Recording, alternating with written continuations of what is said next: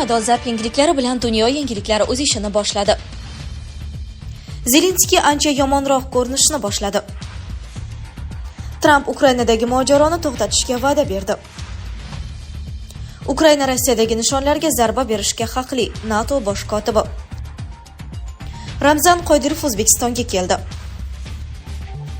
Hamas Isroilga raketa hujumi uyushtirdi. Putin va Mirziyoyev qaysi mavzularda suhbatlashadi? Ekspert javobi. Zelenskiy ancha yomonroq ko'rinishni boshladi.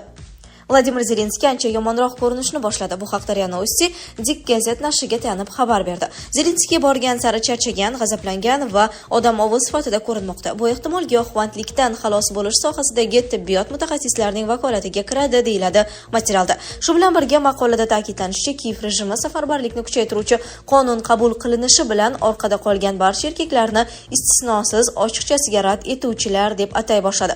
Ularning haqoratomuz bayonotlari davlat telekanallarida namoyish etilmoqda. Rasmiylar avvallari jamoat totuvligini buzishdan qo'rqib, buni oldini olishga harakat qilishgan deya tushuntiradi muallif. Ayni paytda safarbarlikni kuchaytirish Ukrainani muqarrar halokatdan qutqarib qolmaydi, chunki askarlar birinchi kunlarda frontda halok bo'lishadi, deya xulosa qiladi nashr. Ukrainada 2022-yil 24-fevraldan beri harbiy holat joriy etildi. Ertasi kuni Zelenskiy umumiy safarbarlik to'g'risidagi farmonni imzoladi. Harbiy holat davrida 18 yoshdan 60 yoshgacha bo'lgan erkaklarga mamlakatdan chiqib ketish taqiqlanadi. Tramp Ukrainadagi mojaroni to'xtatishga va'da berdi. AQShning sobiq prezidenti Donald Tramp Vashingtonda bo'lib o'tgan Liberatlar milliy qurultoyida agar u qayta saylansa, Rossiya va Ukraina o'rtasidagi mojaroga chek qo'yishga yana bir bor va'da berdi. Prezidentlik saylovida g'alaba qozonganimdan keyin avval kabinetga qaytishimdan oldin Rossiya va Ukraina o'rtasidagi dahshatli urushga barham beraman. Shunda biz boshqa odamlarning mojarolarga yuzlab million dollarni behuda sarflashni to'xtatamiz va minglab odamlarning hayotini saqlab qolamiz, dedi Tramp. Siyosatchi aynan qanday natijaga erishmoqchi ekanligi tafsilotlarini oshkor qilmagan. Bundan tashqari u tinchlik va barqarorlikni tiklashga, AQShning amaldagi prezidenti Jo Baydenning 3-jahon urushi sari yurishini to'xtatishga va'da bergan. Siz 3-jahon urushi tomon ketayotganimizni bilasiz, to'g'rimi? So'radi Tramp. Tramp avvalroq agar u qayta saylansa, Rossiya va Ukraina o'rtasidagi mojaroni atigi 24 soat ichida hal etish niyatida ekanini bir necha bor ta'kidlagan edi. Prezident matbuot kotibi Peskov ushbu bayonotlarni sharhlar ekan. Bunday oddiy yechim uchun bu juda murakkab muammo ekanligini ta'kidlagan. Ukraina Rossiyadagi nishonlarga zarba berishga haqli — NATO bosh kotibi. NATO bosh kotibi Jens Stoltenberg Ukrainaga Rossiyadagi harbiy nishonlarga hujum qilish uchun g'arb qurollaridan foydalanishga ruxsat berish kerakligini aytdi. Bu haqda u The Economist nashriga bergan intervyusida ma'lum qildi. Ittifoqchilar Ukrainaga berilgan qurollardan foydalanishga qo'yilgan ba'zi cheklovlarni olib tashlashi kerakligini o'ylab ko'rish vaqti keldi. Ayniqsa hozirda janglarning aksariyati Xarkov viloyatida chegaradan unchalik uzoq bo'lmagan joyda sodir bo'lmoqda. Ukrainani ushbu qurollarni Rossiyadagi qonuniy harbiy nishonlarga qarshi qo'llash imkoniyatidan mahrum qilish uning o'zini o'zi mudofaa qilishga katta xalaqit beradi, dedi Stoltenberg. Uning fikricha, rus qo'shinlarining Xarkov viloyatidagi hujumi muvaffaqiyatga olib kelmaydi.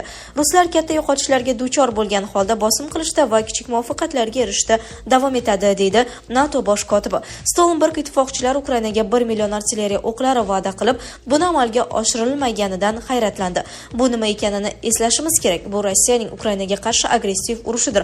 Ukraina o'zini himoya qilishga haqli. Bu Rossiya hududidagi nishonlarga zarba berishni ham o'z ichiga oladi, dedi NATO bosh kotibi.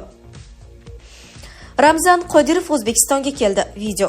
Checheniston rahbari Ramzan Qodirov 26-may kuni O'zbekiston va Rossiya prezidentlari Shavkat Mirziyoyev va Vladimir Putin ishtirokida bo'lib o'tadigan O'zbekiston va Rossiya hududlari kengashining birinchi yig'ilishida ishtirok etish uchun Toshkentga keldi. Bu haqda u o'zining Telegram kanalida ma'lum qildi. Checheniston rahbari Toshkentga kelganida uni O'zbekiston bosh vaziri Abdulla Aripov samimiy va mehmondo'st kutib olganini ta'kidladi. Uchrashuvda u Vladimir Putin va Shavkat Mirziyoyevning siyosiy irodasi tufayli erishilgan sheriklik munosabatlarining strategik xususiyatiga ega ekanligini, shuningdek xalqlarimiz o'rtasida azaldan do'stona munosabatlar o'rnatilganini va uni saqlab qolish zarurligini ta'kidladi, deb yozadi Ramzan Qodirov. Hamas Isroilga raketa hujumi uyushtirdi. Hamas G'azo sektorining janubida joylashgan Rafah shahri hududidan Isroil tomon 8 ta raketa otdi. Ularning bir qismi Isroil havo hujumidan mudofaa tizimi tomonidan tutib olindi. Bu haqda Isroil mudofaa kuchlari matbuot xizmati Yahudiy davlatining markaziy qismidagi havo hujumi haqidagi ogohlantirishdan so'ng ma'lum qildi. Yaqinda Isroil markazida yangragan sirenalar ortidan Rafah hududidan Isroil hududi tomon 8 ta raketa uchirildi. Bir necha raketalar Sahal havo hujumidan mudofaa tizimi tomonidan tutib olindi, deyiladi bayonotda. Kan radio stansiyasining qayd etishicha, mamlakatning markaziy qismida so'nggi 4 oy ichida birinchi marta havo hujumi haqida ogohlantirish e'lon qilingan. Hamasning harbiy qanoti bo'lmish Izzidan al-Qasam brigadasi Tel Avivga raketa hujumi uyushtirishga uringanini ma'lum qildi. Izziddin al-Qasam brigadalari Isroilning tinch aholiga qarshi tajovuziga javoban Tel Avivga raketa hujumi uyushtirdi, deyiladi harakat bayonotida. Putin va Mirziyoyev qaysi mavzularda suhbatlashadi? Ekspert javobi.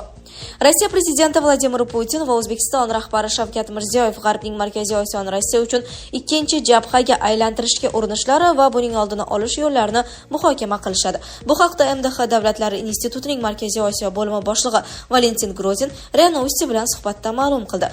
Yakshanba kuni Putin O'zbekistonga tashrif buyuradi va mamlakat rahbari bilan uchrashishi rejalashtirilgan.